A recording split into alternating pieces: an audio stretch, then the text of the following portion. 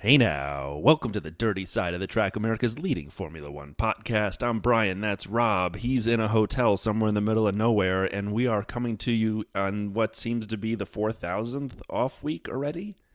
I don't know. I think the people of Boston are going to take a little bit of Is that where you an are? annoyance at the middle of nowhere. I mean, just because we're not big, fancy Nancy Chicago. I I mean, didn't know where you were. I didn't know. yeah, I am in a hotel just outside Boston. My son is at a swim meet here, so it is hotel Wi-Fi and hopefully non-echoey room at its finest. So, but not to be denied, I'm here all weekend, and I thought, I've got to pack the laptop and the microphone so that we can do this because we said we were going to do a season review in depth with stats, and boy. I mean, I found some. I can't hold a candle to the Sat man. I had So some we will fun. get into I had that. some We fun. got some news and social to unpack. Not too many pieces, but one of them or two of them might have a decent amount of discussion on them. We've got the video vault, and then the 2023 Big Sap Stat Review Edition featuring, maybe for one time only if it goes down like a lead balloon, the quality to race swingometer invented by yours truly. Quali to Race Swingometer, invented by Rob J. Vale. Can't wait Yeah, for look at that. that. You're backing right away from it at the moment. This has the Can't wait potential to for be that as thing to bad be as your unveiled. quiz. This would be worse than my quiz. Don't think it is. So, Uh, anyway, should we get into the let's do news it. and social stuff? Let's do it. Okay, right. So, we've had the sprints announced for next year. We're Where, going to where, but have not what? where, but not what. Oh, yeah. We don't know what the update to the No. format is yet. So, we've got six of them. China, Miami, Austria, Austin, Sao Paulo, and Qatar. So China and Miami, if China actually goes ahead, because it seems to have been there on the calendar for a while now, and we haven't had one forever. But yeah, China and Miami will have but they'll be first-time sprinters. They'll be sprint virgins. I mean, I think China will go ahead. I mean, I haven't not kept up to date, but they had the zero COVID policy they removed last year. I don't know if it's come back or not, so I'm Well, assuming they've got it'll that it'll go. there's that other, not to get too away from the F1 news, but there's that other respiratory disease going around China at the moment. So who knows Yeah. if it's COVID 2, the sequel on its way. Oh, Rob's Mr. Happy Fun Guy, and then and then Miami. Of the two of us, I'm more down on Miami than you are. So I saw that and I said, I didn't know what would have been better per se. I was going to say, you Spa was don't like sprints, so announcing any sprint isn't going to make well, you do but handstands.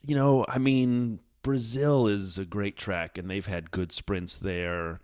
Austin, I enjoy good sprints there. Austria worked last year. Although remember we set our bar very low for the Red Bull Ring, and then it jumped over it easily. So I don't know. I'm just excited. I'll take whatever they give me, unless it's the F1 prize giving over and over again. Because we'll get to that. But boy, that was bad. But yeah, Miami, I'm not as excited. China, I'm excited to see just show up on the calendar and be executed. Yeah, in a way, I find it bizarre. Not bizarre, but we haven't had running around it for a while in those cars. So I thought maybe it needs to come back to the calendar first, see what it's like, and then Right. decide to give it a sprint. But it's like it's all or nothing. It seems We're gonna like action pack China, even though we haven't been there in a while. yeah. Oh well. But the next one. Let me ask you a question on this, Brian. I came to this late and I had to put my Colombo dirty Mac Yeah. on and go and do some research to try to work out the series of events here. Did you see this one as it A like little lit? bit. You and I were both traveling this week for work before your trip to Boston. I did see some of this. I did, there had been stories about the Wolves and Toto's information on what he got on the cost cap and how he had insights early. And then they said, well, Susie works for the FIA, and then they had all this stuff, and there was a publication who I'm not going to give any credit to because they've had a series of bad stories over the years, and we don't Well, need to no, give them any pub. I'd go the opposite and say, so for people that don't know what we're talking about, because we're beating around the bush at the Well, I'm moment, about to trying hit to it, but come yeah. to it.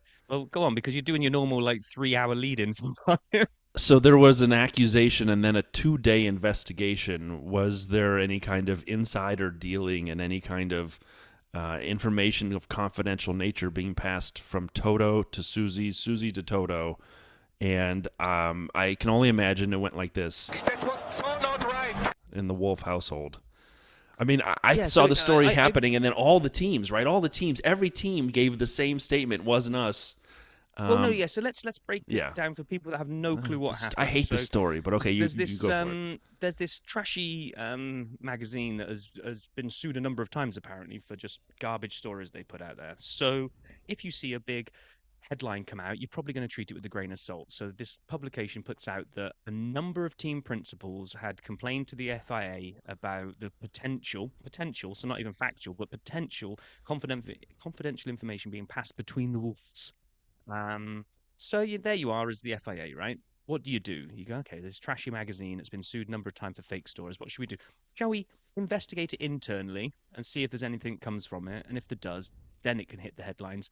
Or shall we give this magazine like attention and actually put out a statement to say that we're aware of this allegation and we're making an internal investigation with our compliance unit to blah blah blah blah blah blah blah.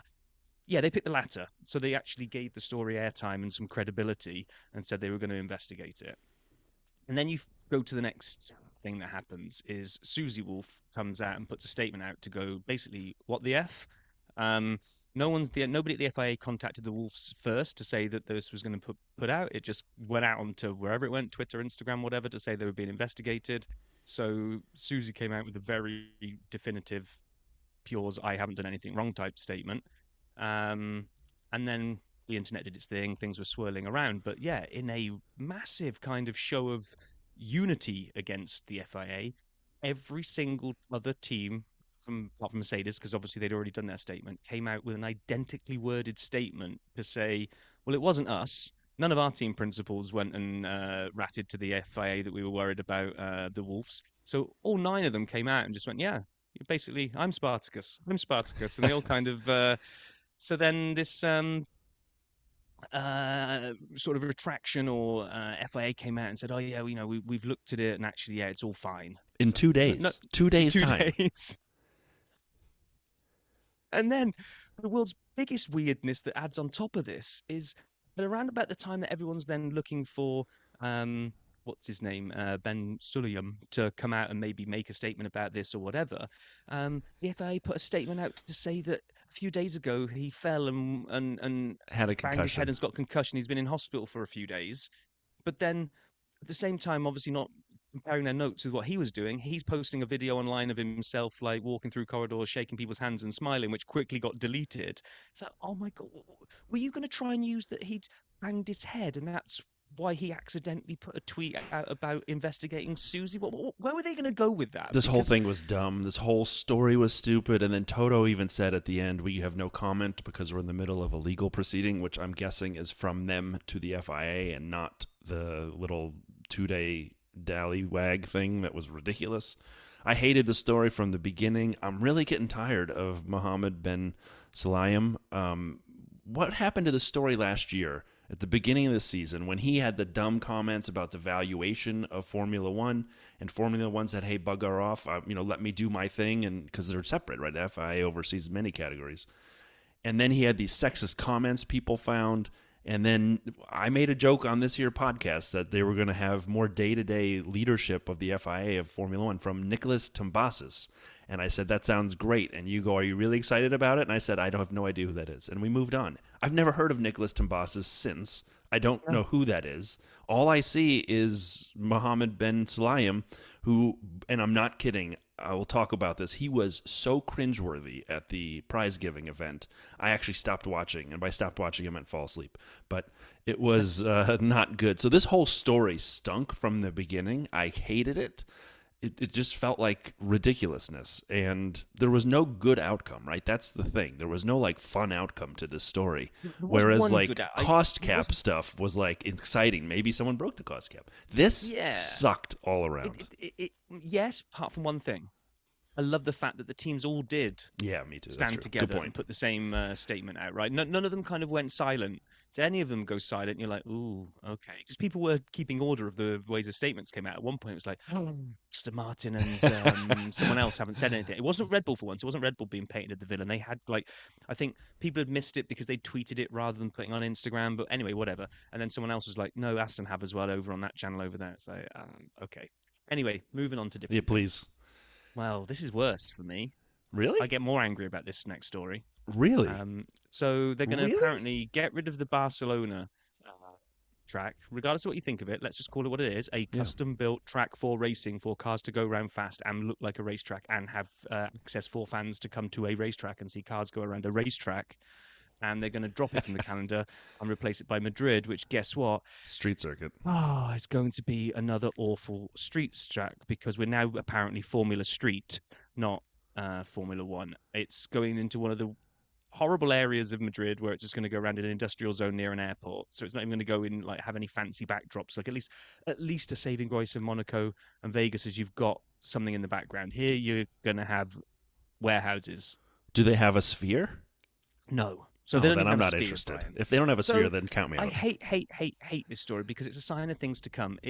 Barcelona isn't the best track on the circuit, but it was better this year when they changed the chicane. It's a racetrack. Yeah. And we're just going to see more of this. Like, people, Twitter just went nuts and started saying, "Yeah, well, soon, Spa will be gone, and we'll be driving around." My geography's terrible, so pick a Belgian city, Brian. Go. Yep, we're going to drive around there. We'll be getting rid of Monza and driving around Milan. I've got that one nailed. And it just seems that's where the money is. It's money driving. That's the problem. I know it's the money. I hate this story because we do not need another street track. No, we don't. And where they are in Madrid, they've got lots of land. They're towards the outer edges of Madrid. You could go and put a Cota-style track on the outskirts of Madrid. And if Madrid really want to be the ones that host the Spanish Grand Prix, and it's political to take it away from the Catalonians in Barcelona, whatever. But if you're going to do that move and that power play, do it at a nice custom-built, go and make the Spanish Cota, because that's how you do it. You know what? I didn't think this was that big a deal until you kind of gave your opinion, and now I kind of agree. Have you seen the track as well? I have. Yeah, I saw it. Seen the roundabouts that it goes through? Yeah. I don't like roundabouts as they are. And up where you are right now, they like to call them rotaries. When we were on vacation one year, they had a rotary ahead, and I'm like, what the heck's a rotary? I'm like, oh, it's a roundabout. And then there were like 4,000 in a row, and I wanted to just drive right over the middle of them after a while.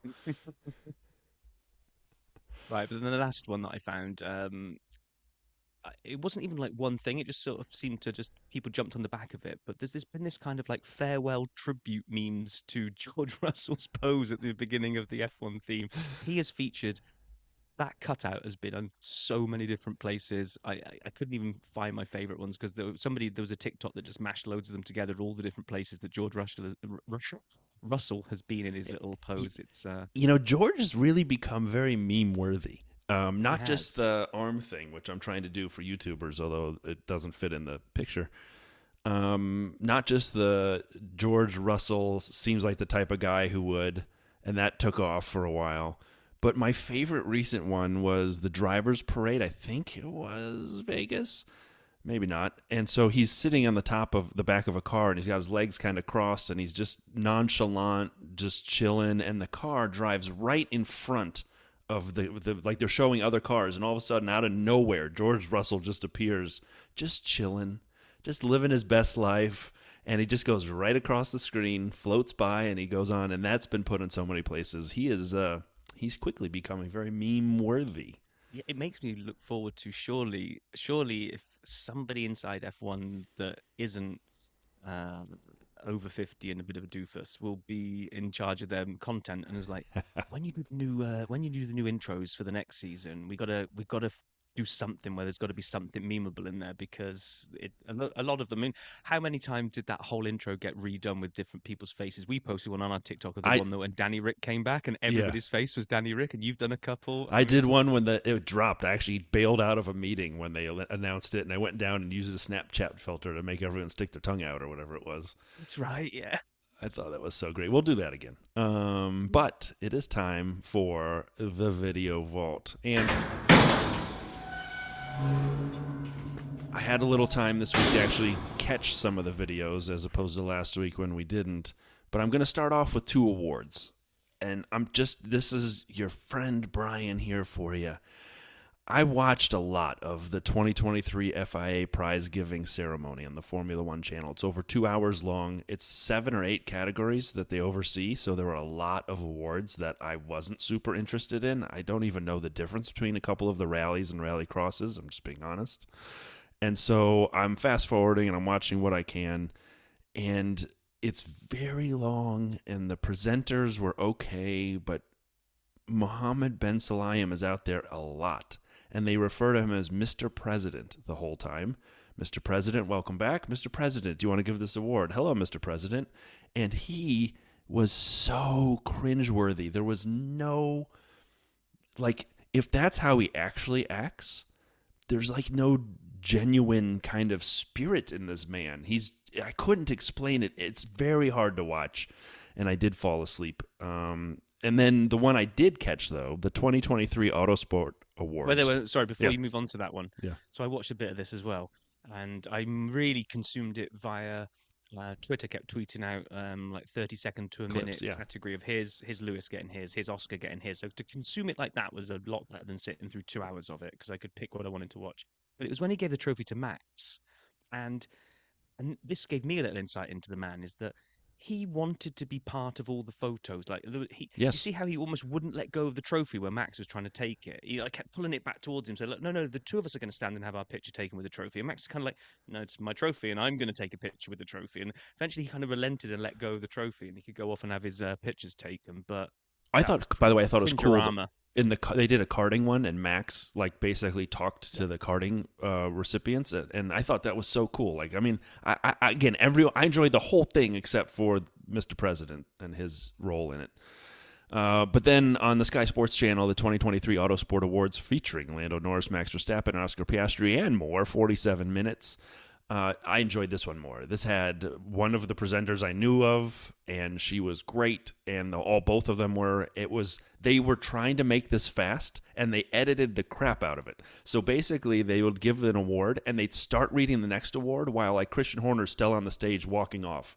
There was no like pausing or anything. They're like, get out of the way, and they just kept moving. Good pace, 47 minutes, and I would recommend that one. But I do have a quick soapbox to get on, kind of Rob Vale-ish for a second. And we talked about this a little bit last week when we said we'd confirmed 24 will have the same lineup as the end of 23 for the first time ever, which meant no rookies. And we'll talk a little bit more about that in the stats.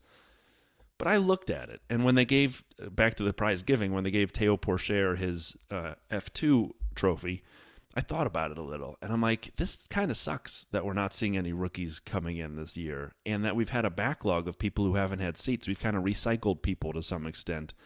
So since GP2 became F2 in 2017, the drivers who've won the championship have been Charles Leclerc, George Russell, Nick DeVries, Mick Schumacher, Oscar Piastri, Felipe Drugovich, and Théo Pourchaire, the last two who have not seen an F1 car other than testing.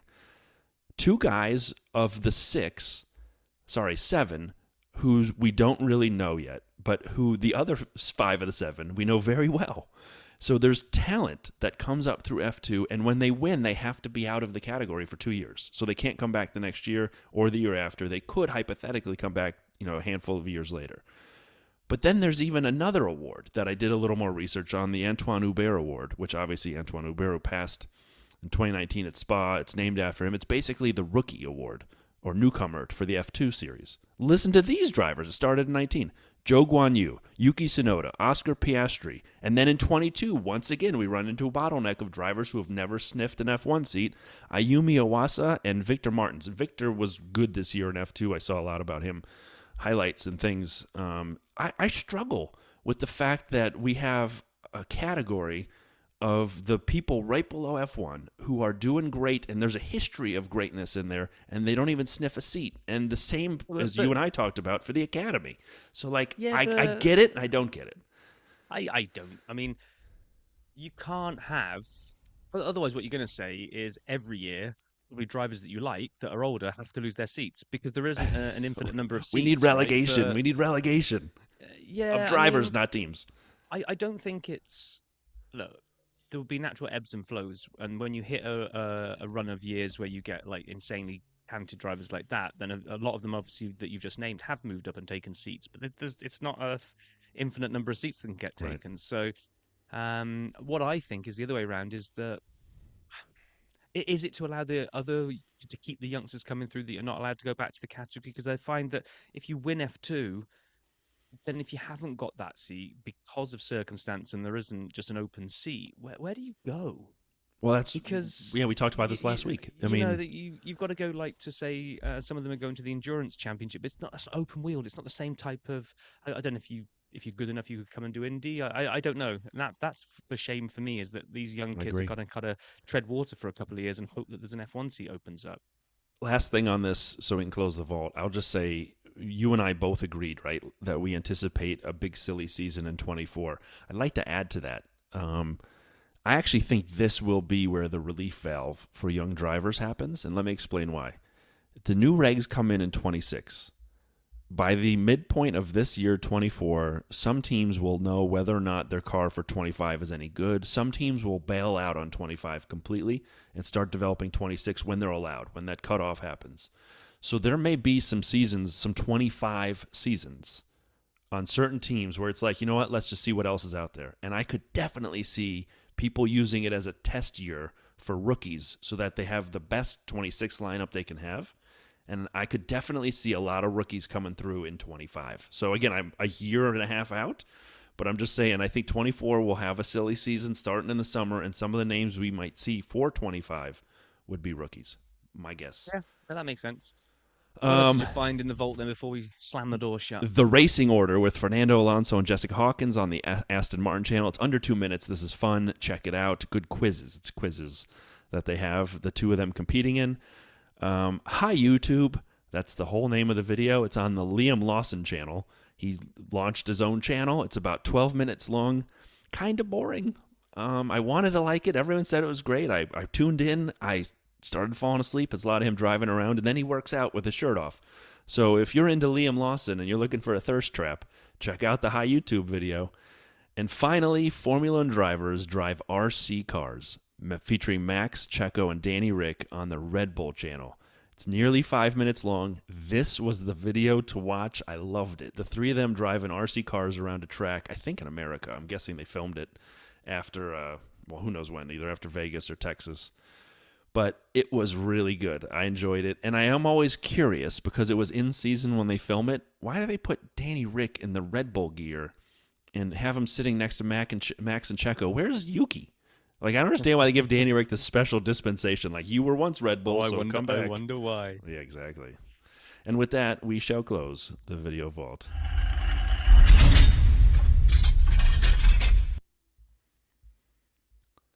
All right. So what's today, Rob? Sap Stats Day? It certainly is. Should we open it up? Do you have anything you want to say before we get going? No, you're now teasing it as if you've got like an amazing new Sapstat intro music piece, but you haven't, have you? No, just Slap House, which is the best. Oh, Save Slap House Sapstats. Special Edition. Sap Stats Edition for the whole season. And you're right, we should probably get a Sap Stats in there too. We'll do a short one here. That's awesome. If anybody wants... Sap Stats. No, what I was going to say, if somebody wants to take the Slap House and add some kind of Sap Stat at the end for us so that we don't have to listen to Brian do it each time. Because the Slap House warrants its own... Slap House so good. Its own Slap House, basically, yeah. All right, so we got to start with where we've been a lot. Max Verstappen. He is unbelievable. We've talked about it throughout the whole season. Max, amazingly, won 86.4% of all the races. I know we've beaten that one to death. We'll talk a little bit more about it. But he had 92% of the maximum amount of points a racer could get in the season. He had so many awards. Most wins in a season, 19. Most podiums in a season, 21. Most points in a season, 575. And we've talked about the relative points challenges over history based on number of races and the way points were scored. Most laps led in a season, 1,003. Highest percentage in a season, I just mentioned 86.4, which we took from Ascari, I think, in the 52 season. Highest percentage of laps led. He led 75% of the laps. My gosh. 3 out of 4 laps, Max was leading.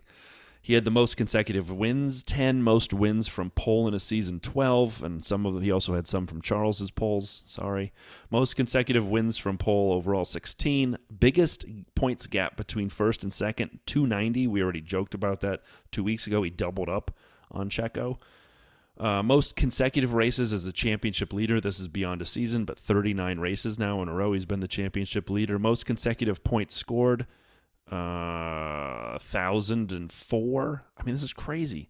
Most consecutive top 2 finishes, 15 hat tricks. So this one I know we referenced but didn't have the final number for. It's 6 in a season. Most pit stops by the winning driver, 6. I forgot to research where that was, and I meant to, and I can't remember off the top of my... What, in a single race? Yeah. Huh. Okay. I can't. I meant to look at that one because I Is that saw going to be this like a going. race that got red flagged, so like they Had to have count it as a been. pit stop? I mean, Had to have been. 6. I don't remember. Okay, anyway, go on. Most races left in the season after securing the championship, 6. And if you will, he had the most records in a season. I would assume, ever, with the exception of Farina in 1950. Other than that, I'm assuming he's got the most ever. The record for most records. That's ridiculous. It is. Like we have given Max a lot of praise. He deserves it. He was great. The RB19 was great, which also was feted in all the awards. The RB19, there were like people singing songs. I'm like, enough. Do you think he thinks amazing. that there isn't as much to find in the RB20 and that the competition will close the gap? Or is he just... Because he's genuinely got a little bit emotional twice now about referring to not being able to drive that car again. Like literally live when he finished the season, he was a bit choked up as he looked at the car. It was kind of like, Michael Knight looking at never driving kit again. And even when he got his award, he kind of turned around and he made a similar kind of reference. It was like, he said it hit me at the end of the final race where I kind of turned around and looked at this and thought, I'm never going to drive that car again. I'm like... I think he's sandbagging. You think he's sandbagging? I think they started on the RB20 in August. I think they've been at it long ahead of anyone else. It's the only reason people even got close to him at the end of the year because they were already on the RB20. I predicted that they would dominate all the way through till the new regs. I know, you punk. A year ago. I know. But you were always like, well, there'll be a law of diminishing returns. You can only get so much out of these regs. I'm hoping I'm right. The pack have to catch up. So that's why I just wondered. I think, have they gone to Newey and said, what have you got for us for next year? And he's like, a couple of tweaks. But to be honest, this was as near perfect as you can make these regs. A cup holder and a new rear view mirror shape. I'm like, what else is there? Who knows? We'll find out. God, please don't let him lead 75% of the laps. Sorry, did I say that out loud? 80% incoming. Oh, jeez. All right, so I found a stat on positions gained and positions lost, separate stats in 23. So effectively saying who gained the most positions, then who lost, held individually, and the highest. What is this? Because I looked at this, right. Is this from qualifying position to final race position, not like overtake? It's starting the race. Not an overtake. Correct, starting the race, okay. Where you finished. And not overtakes. And so Checo gained 105 positions, by far the most. Lance, 63. And you could probably say it's because those guys qualified poorly and had good cars. Thinking, so this is a stat that because he screwed the pooch so many times not making it out of Q1, but he was in a rocket ship, right? He was naturally going to be well armed to make up for poor qualifying. So this is a who recovered the best in races after being rubbish in qualifying stat. What was amazing to me was Max gained 42 positions in the year. I didn't know he'd started beyond second enough times to have tallied 42 spots to have gained, but he did. That's why I was asking. Where does this come from? So yeah, he had a couple starts. Of races where he did charges from the back. So you've only got to do a couple. He had one where he didn't make it into Q2. I remember, and so yeah, all of those add up. Couple here, a couple there, over 22 races add up pretty quickly. Logan had 41. Max had 42. Logan had 41. Logan's he's in the top half. That's pretty good. And I know, again, we could say it was bad quality like with Checo, but it's not like the Williams was a rocket ship, unless they were at Monza, basically. And the interesting part to me was the two of the lower number of positions gained were Charles and Carlos. So they obviously were better in quality than the race per se, race pace, I should say. But of them, they were right next to each other, 19 and 18. Charles only lost 15 spots on the year from when he went down in races, and Carlos lost 33. So anyway, I won't go into the net because, again, I think it's a quality to race delta in terms of quality pace, race pace. But I just thought it was fascinating to see the difference between the two. And then something that fantasy kind of brought out in us 2 years ago or 3 years ago was the idea of points per million. It was 2 years ago. How much does your driver cost versus how many points are you getting from them? And this is before this year's template came out and ruined a lot of fantasy. And it was really kind of neat to think about, how much are they paying as a team in real life now, not fantasy, paying a driver for the points they get. And there was, I would say, basically 3 amazing bargains on the grid. Number 1 was Oscar Piastri at 48 points per million. So he basically had 97 points, $2 million, 48.5 points per million. Blew everybody away. Fernando Alonso, and again, these salary numbers are estimates. I don't know if we've ever seen the official I was going to say, numbers. this is absolute garbage and can't take into account any sponsorship deals. There is no way that Fernando Alonso, the elder statesman of F1, is only on $5 million a year when you look at some of these others that are allegedly on, like Gasly's on 5 and Russell's on 8. It's like, no way Alonso is on 5. Not a chance. Again, so these are the numbers that we have. This can only be base salary and not take any bonuses and sponsorship. I and all think that it has, stuff. well, not sponsorship, but I do think it has some bonuses because I'm pretty sure Max's then I'm numbers. sorry, this is classic Reddit. Okay, this is made up numbers. Alonso, Stroll, then Perez were the next few. So I found those fascinating. And then, Rob, I'd love your thoughts on this one. The final power rankings. And so this one is where the Formula One has 5 journalists or people who cover F1 assessing after each Grand Prix a score. And we've talked about this in years prior, or I guess the year prior, 22. We didn't do much in 23. But if you look at this, the power rankings after race 22, it is an average of the whole season. So it's not just the items. Of course, Max was 9.1 average for the way the 5-panel jury kind of gave him a score. But there was no one in the 8s. And number 2 was Lewis at a 7.8. And I know Lewis was 3rd in the championship.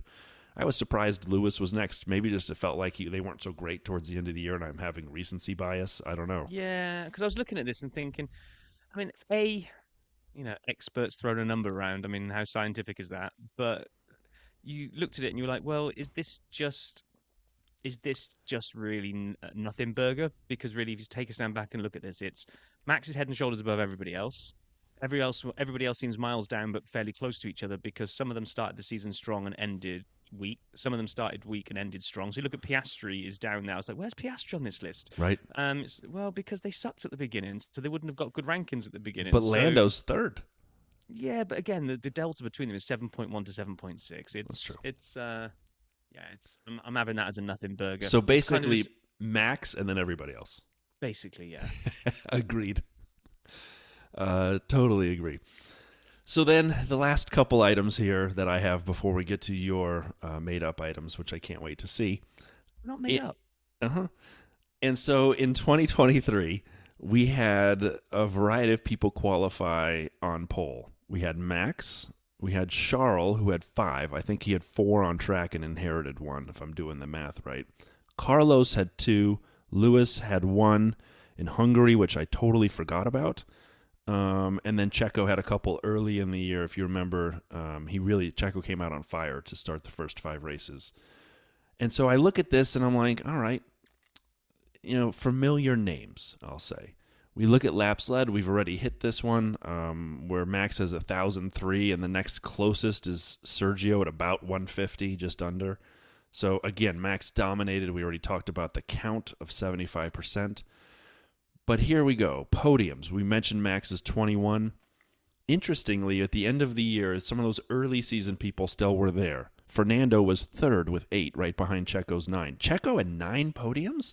He fell off so hard at the end of the year. If you told me he would have had the second most podiums. I know he had the second most points, but it felt like everyone was infighting behind him. 9 podiums is a lot of podiums. I was surprised by that. It's less than half of the races in the year in a rocket ship he made the podium. Well, that's the other part. It's like you can do a thing for these. You can either make everybody look great or everybody look terrible. But those stats do make Checo look terrible because when you compare the same car, Max gets 21 podiums to Checo's 9. Yeah, but Fernando has 8 podiums and Lance Stroll had 0.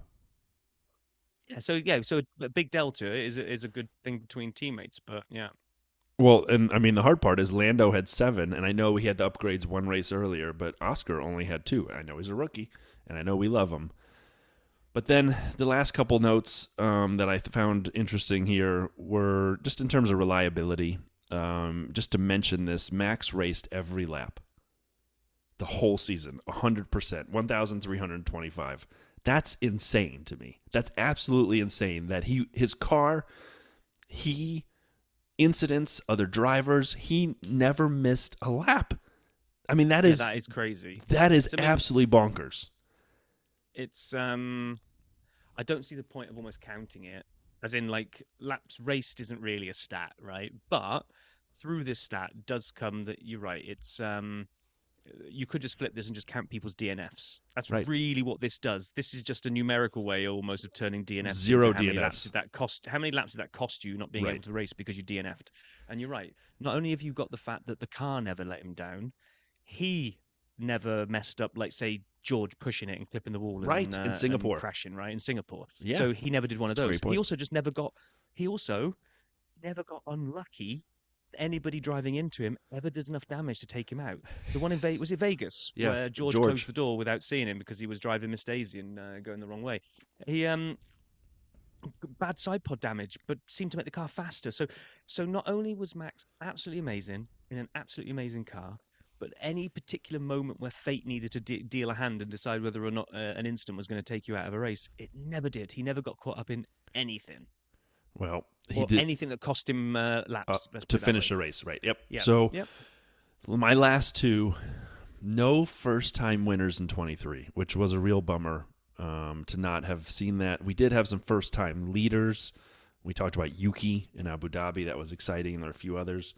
And we only had one first-time podium, and it was Oscar, which he had in Japan in terms of the races themselves. I know there were sprints, but I'm just talking about the race. So, and I think he had a second after that, if I remember right. So anyway, I thought it was great. I want to see young talent in there with no first-time winners and only one first-time podium. I'm looking forward to the future to see some young drivers. I don't know if we'll see any in the second half of 24. We obviously won't see any in the beginning of 24. But see what the cars bring. You never know. Yeah, so on to mine then. So come on, these aren't made up. Here we go. I did get the laps led one, but not because I wanted to read out the 1003 stat again. It's actually to set people, see if you know it, and also maybe if you don't know it, ask listeners to get in touch, because Oscar Piastri led one lap. So it gave like, who are the drivers that led a lap this year? It's Max, it's Sergio, Carlos, Charles, Lando, Lewis, George, Yuki, Fernando. 3 laps Fernando led this year, and one for Oscar Piastri, right? I was like, what lap? What race did he lead a lap on? So then, okay, you've got your hand up. So I started Googling it, and everything that came back kept saying Spa. But then when I was reading Spa, that was the sprint, and this isn't a stat about sprints. Oh, I thought it was. I was going to say no, Spa sprint because I remember after the because, first lap, after Max pitted, and then he was out there. So maybe are the 1003 including the sprints? That's not my stat. I thought they were Grand Prix laps, not sprint laps. I think it was total laps. If it's total laps and it includes the sprints, then that one has to be Spa for Oscar. But I thought he led more than that solitary lap. But well, let's have people tell us what they know. I think it's Spa sprint is my guess because I remember that. Okay. I do. And then when he came in and it all kind of fell apart, but he still finished second, right? Didn't he that race? Yeah, Didn't I think so. Second in the sprint, if I remember. Anyway, so people please correct us. Didn't he win a sprint?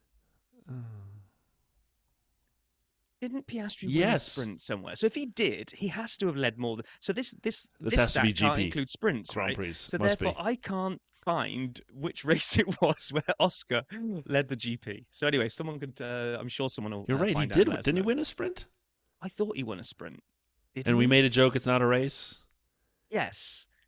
Or maybe we're not. Maybe he got pole in it. I don't know. My brain is really playing tricks on me now. Anyway, let's get into some residual stats here. Do it. So what I found was from, where is it? Let me give credit. Planet F1, and it's average grid positions by driver versus their teammate, because Brian did either last week or sometime we did the head-to-head. You know, the only good thing is like if you out-qualify your teammate, and we had some kind of like what was it? Albon did 22-0 over Logan, but he had been blanked by Max in 2019 or whatever it was. Yeah. So I made the point of, but I wonder, does anybody know what the average position was? Because, okay, just because you out-qualify them, do you only out-qualify them by couple of positions or by a lot of positions. That's also a massive delta as well, right? So put those two stats together. They had them on separate places on Planet F1, so I just merged the two together. So we got our leader table of the biggest gaps by head-to-head and then the gap between them. So you've got Aston Martin, Fernando Alonso to Lance Stroll. As you'd pointed out, their head-to-head was like 19.3.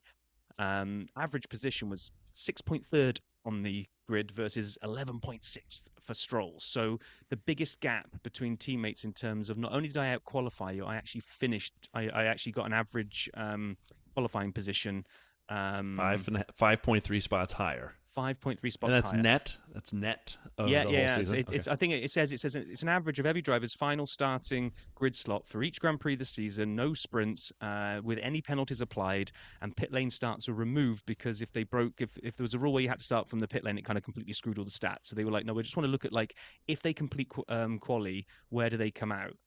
Next up was Max and Sergio, so that was a 20-2 thrashing by Max, and it was a 5 gap difference. So Max was finishing 5 spots ahead of Sergio After qualifying, you finished. Yeah.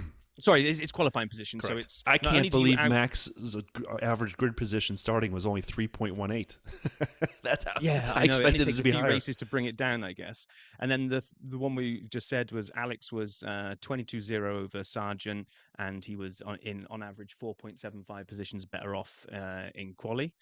Then we get like a group here where the head-to-head is kind of very, very similar. So you've got Haas, McLaren, Alfa, and Ferrari are all pretty much 15-7 in terms of the drivers beating each other, right? So 15-7. So Hulkenberg over Magnussen. He finished 3.3 spots in qualifying ahead of Magnussen. Lando 1.69 ahead of Oscar. Valtteri 1.6 ahead of Zhou. And Charles 0.8 ahead of Carlos. So this was like kind of the stat that I was on about, right? You've got 4 teams there that have come out with almost the same head-to-head. So you'll say, oh, yeah, Charles beat Carlos 15-7. But it was closer than it sounds like. And closer than it sounds. So Nico to Kevin, he's done him by on average 3.3. I thought that was going to be higher. Yeah, I was sure Nico was going to be higher than 3 above Kevin because it felt like Nico always had quali pace that he found in that Haas, and then it felt like Kevin had more of the race pace. But boy, I was closer than I thought. And then you've got Merc just close. It was 11-11 in qualis, and the position difference was 0.36. Lewis was on average 0.3 ahead of George. I mean, you can't separate those two. That's ridiculous. Fascinatingly enough, and this is off the top of my head, Lewis was 3rd in the championship. Wasn't George 8th? Yeah, well, this is quali, not races. I know. I'm saying race results. Yeah. Now I'm taking that through for 2 guys who quali basically in a photo finish for the season. To have a big delta in the championship was pretty interesting. And then this one is the one that blew my mind. Who's the only one on the grid? Esteban. Where is it? So Gasly beat Ocon 14-8 in qualifying. Yet Ocon has a 0.24 higher average qualifying position than what? So that's the Pierre had some really bad outliers, basically. Really bad outliers. Yeah, they were obviously really, really close every time they got beaten the other way around. But the one a couple of times that he did beat him, it was by a long way.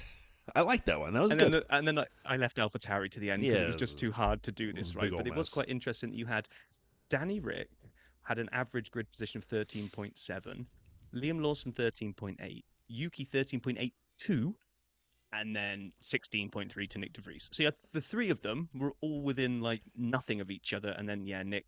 But he also the car was worse in the beginning of the year. We know that it improved. I think it was better by the time Liam got there, and it was better when Danny Rick closed the season. So I feel like I'll defend Nick a tiny bit on that one. Yeah, true. Okay, so here it comes. Everybody, pull up your chair right in front of the fire. Rob's inventing a statistic. Let's get the fire going. So then I went to the next thing. Okay, so that's the quali head-to-head. What does race head-to-head look like? So I was going to do some stats about race head-to-head. I was like, well, what if I merge the two and say, if we look at the quali stat Like, how does a team finish head to head in quali, and how do they finish head to head in race? And I look at the delta between the two. So if you clawed some spots back, what would it look like? I decided that was like the swing in spots. If you lost your teammate in quali head to head but beat them in race head to head, that's amazing because you're pulling them back in, right? So I was like, okay, so Mercedes, the qualifying head to head between Lewis and George was 11-11 because they were dead heat. Right. Over the course of the season, Lewis won 15-6. So I put that down, and I know this doesn't quite make sense, but I put that down as a +9 swing because they were zero there was no difference between them in quali. It was +9 by Lewis by the end of the season. So 15-6 is +9. So that's the biggest positive swing on our swingometer is So, Mercedes. yeah, hold on. So according to the way you do this, Lewis has a +9, meaning the delta in quali, he's overcome zero. it, even though it was zero, but he's overcome whatever it was 9 times. Yes. Okay, so it does not net. Well, keep going. I have Yeah, questions. it doesn't quite. This is where it's not the best stat in the world, but anyway, it was fun Oh, doing it. no, don't say that in advance. You got McLaren second, where you had 15-7 Lando to Oscar. So the delta in quali was 8, and then Lando won 17-5 in races head to head. So he extended that from 8 to 12. So he had a +4 swing. Lando extended over Oscar. Red Bull 0. They were my control experiment.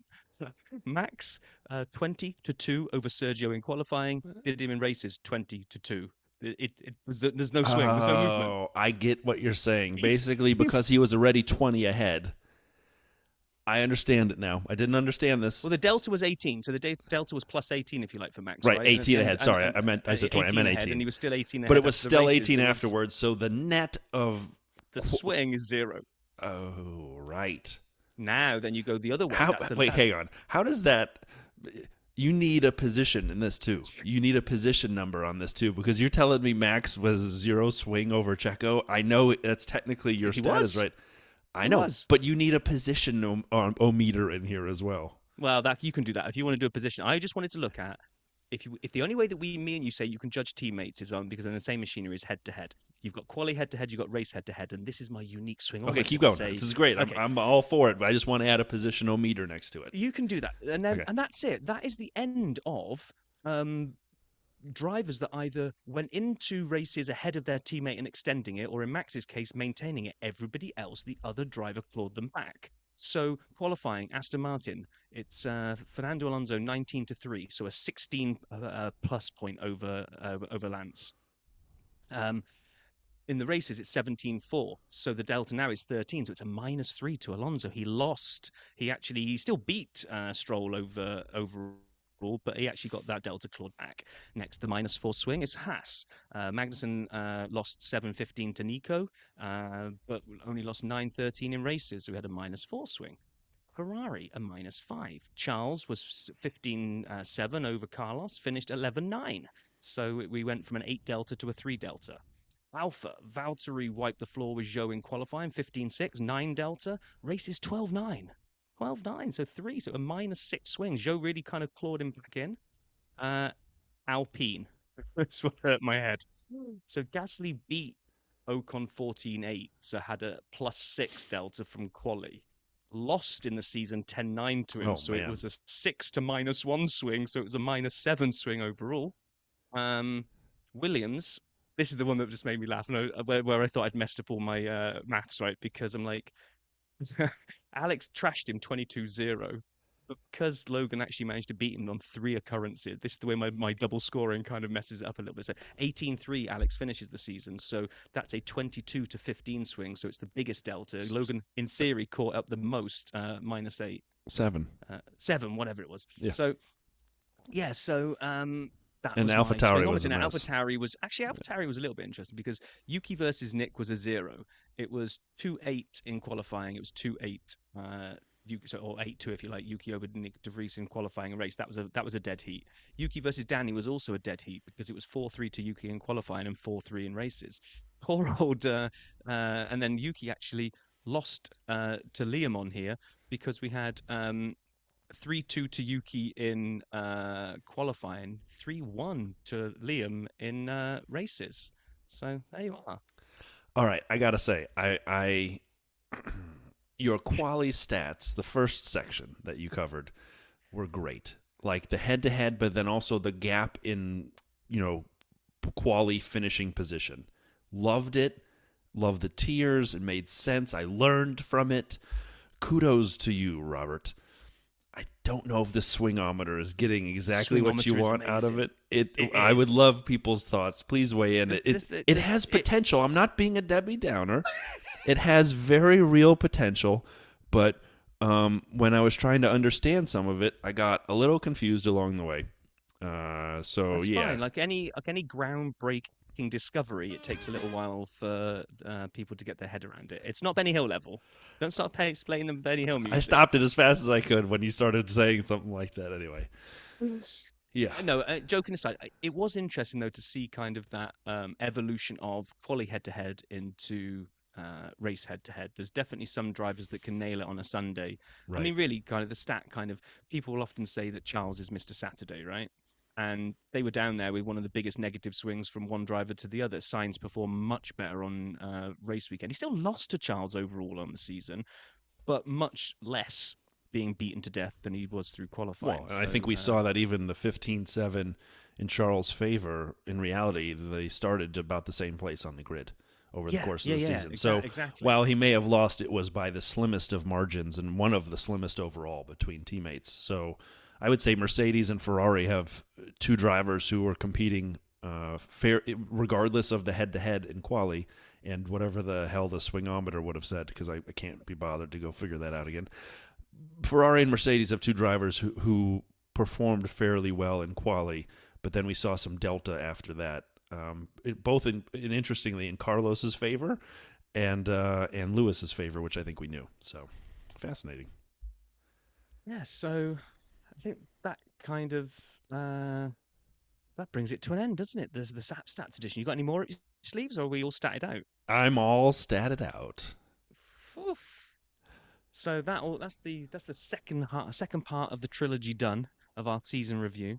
I think next up we're going to try and get together with the Discord crew, but I'm not sure that'll be next week because we haven't even started thinking about organizing it yet. So we're not very good at putting these things together quickly. No, we're not. Well, work's been in the way and travel's been in the way, but we'll make it happen soon.